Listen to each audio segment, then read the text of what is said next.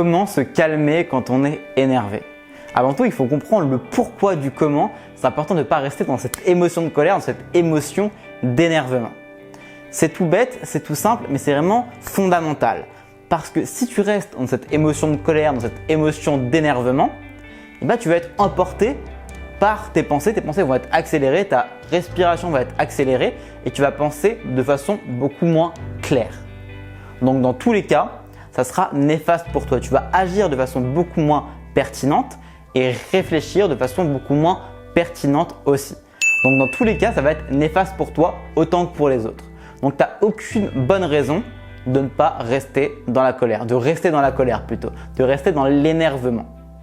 Encore si c'était bénéfique pour toi, si tu avais énormément de bienfaits à rester dans la colère, là ça serait logique, tu aurais vraiment des bienfaits et ça serait logique de vouloir rester dans la colère quand tu la ressens. Mais dans les faits, c'est beaucoup moins efficace et beaucoup moins pertinent ta réflexion lorsque tu es énervé, lorsque tu es dans la colère. Et en plus, typiquement dans un débat, si tu t'énerves en parlant à quelqu'un sur un sujet, tu vas être beaucoup moins crédible vis-à-vis des spectateurs, vis-à-vis des personnes qui sont autour lorsque tu vas débattre, lorsque tu vas t'énerver, quand tu vas t'énerver ou quand tu vas être dans la colère tout simplement. Donc c'est vraiment bénéfique dans tous les cas, dans 95% des cas, de ne pas s'énerver, de ne pas être dans la colère. Avant tout, c'est vraiment super important d'avoir ça en tête pour bien comprendre pourquoi il ne faut pas s'énerver et pourquoi ça n'a pas vraiment d'intérêt d'être dans la colère, d'être dans l'énervement dans la plupart des cas, je dis bien. Donc, il faut comprendre aussi c'est quoi la colère. C'est quoi cette sensation de colère, c'est quoi cette sensation d'énervement. L'énervement, du coup, comme je le disais, c'est lié beaucoup à l'émotion de la colère. C'est même totalement lié à l'émotion de la colère, qui est justement une sensation qui survient après un événement, en opposition à la peur qui survient avant l'événement, qui est une imagination d'un événement futur, alors que la colère, c'est quelque chose qui est relié au passé. Tu t'énerves pas de quelque chose qui n'est pas encore arrivé, ou tu n'es pas en colère de quelque chose qui n'est pas encore arrivé. Tu es en colère parce que quelque chose n'est pas arrivé, mais tu n'es pas en colère parce que quelque chose n'est pas arrivé. Si ce n'est pas encore arrivé, tu ne peux pas être en colère de quelque chose. Ok ? Donc, c'est vraiment relié au passé. Et c'est très important, je vous en parle souvent, de ne pas être focus sur le passé, mais focus dans le présent et à la rigueur un peu avoir une vision vers le futur. Mais il y a très peu d'intérêt à être dans le passé. Ok ? Donc, je vous invite vraiment à comprendre cette notion et à comprendre le pourquoi avant de réfléchir à comment vous pouvez faire pour surmonter cet énervement, cette colère, parce que c'est les piliers qui vous permettent justement d'avoir un réel intérêt à surmonter cette colère, surmonter cet énervement. Il n'y a pas juste taper sur Google comment surmonter l'énervement ou comment passer cet énervement, comment passer ma colère et au final ne rien faire. Il faut vraiment comprendre ces piliers, ces bases qui vont permettre justement d'avoir vraiment envie de comprendre vraiment l'intérêt de ne pas s'énerver, de comprendre l'intérêt de ne pas être en colère, de ne pas être dans cette émotion de colère perpétuellement. Donc, je vous invite vraiment, une fois que vous avez compris ça, à passer ces deux étapes que je vais vous donner tout de suite. La première chose pour éviter d'être dans l'énervement, dans la colère, c'est d'agir sur son environnement et de créer un environnement qui est bien pour nous, qui nous permet d'être dans le bien-être dans notre journée, dans notre quotidien surtout. Parce que si tu es dans un environnement déjà qui a les bons piliers, qui a les bonnes bases pour une vie de bien-être, pour une vie dans la joie, pour une vie dans une émotion positive, tu auras déjà beaucoup moins de chances, c'est logique, de ne pas être dans une émotion négative, typiquement la colère, l'énervement. Donc je t'invite vraiment à revoir, si tu es régulièrement dans la colère, si tu es régulièrement dans l'énervement, à revoir ton environnement et à repenser ton environnement comme tu souhaiterais qu'il soit et à voir si tu ne peux pas changer quelque chose dans ton environnement pour être un peu moins stressé, un peu moins anxieux et un peu moins justement dans cette sensation de colère, dans ces événements qui te mettent dans la colère. Parce que si tu es régulièrement dans la colère, tu n'es peut-être pas dans le bon environnement. Que ce soit un environnement physique, donc que tu sois, imaginons que tu es dans une grande ville, que tu es dans le stress, que tu es dans le bruit, que tu es dans l'énervement d'autrui, là tu vas être forcément plus enclin à être énervé, à être dans la colère, mais aussi sur l'environnement social. Donc les personnes qui sont autour de toi, typiquement ta famille, tes amis, ton mari, ta femme, ton copain, ta copine, peu importe.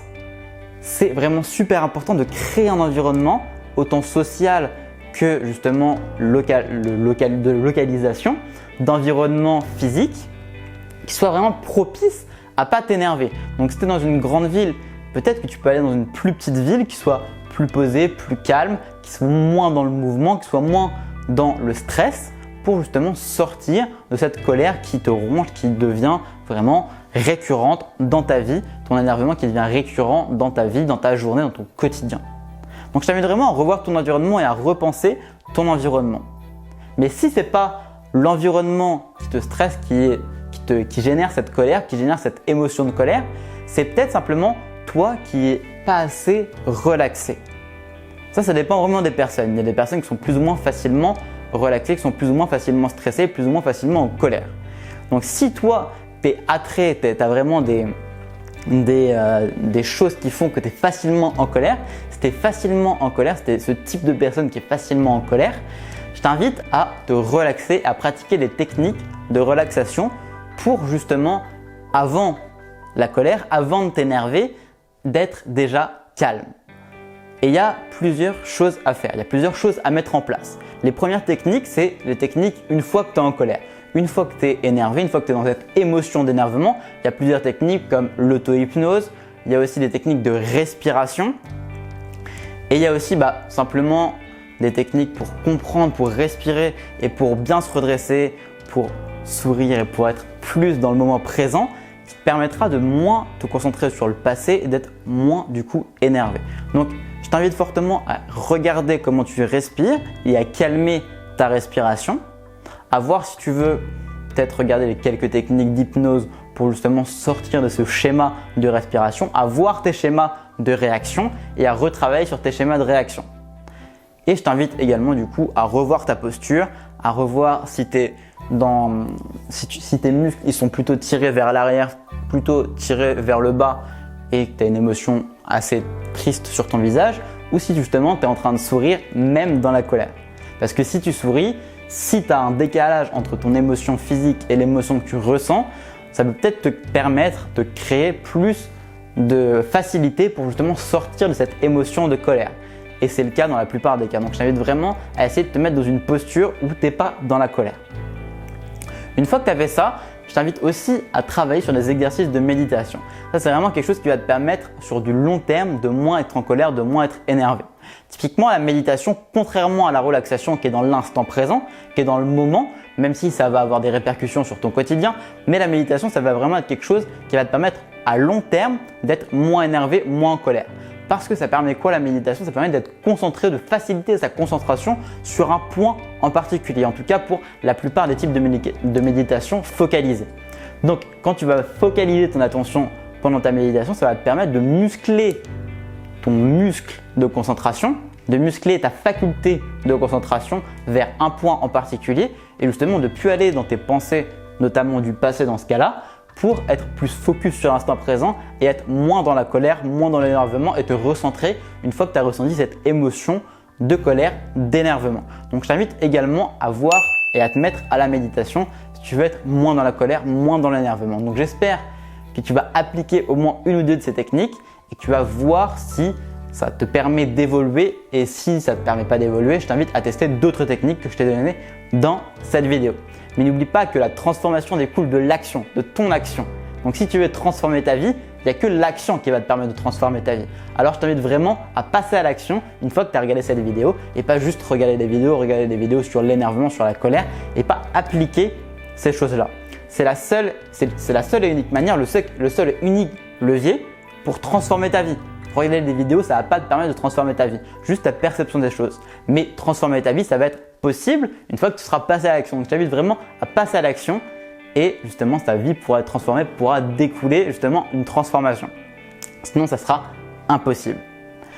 N'oublie pas, si tu veux aller plus loin, d'aller sur mon compte Instagram GothaOff pour recevoir tous les jours une vidéo ou un contenu inspirant, une photo inspirante pour justement être beaucoup plus efficace, beaucoup plus dans le bien-être dans ta journée pour te refocus sur tes objectifs et pour être plus dans l'efficacité, dans la performance de tes actions et dans le bien-être en même temps. Parce que le plus important, c'est d'être dans le bien-être sur le chemin également. Parce que si tu es juste dans le bien-être au résultat, c'est pas bon pour toi. Ce qui est important, c'est d'être dans le bien-être, dans le processus, dans le chemin. Donc je t'invite vraiment à me rejoindre sur Instagram, sur GothaOff, pour recevoir tous les jours un contenu motivant et inspirant. Donc n'oublie pas, comme je t'ai dit, de passer à l'action. C'était Gotha, à après-demain, ciao.